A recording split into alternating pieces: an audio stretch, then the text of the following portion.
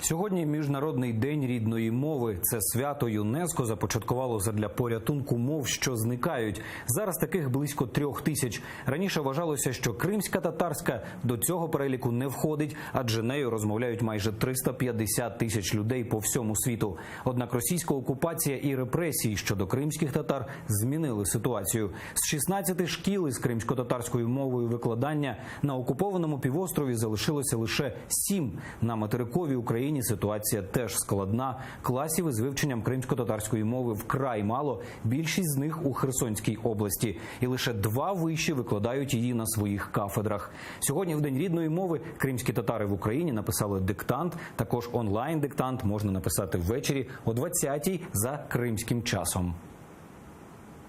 Наш народ должен на должном уровне знать свой родной язык, а текст диктанта написан как раз-таки на том уровне, на котором мы должны говорить, владеть этим языком.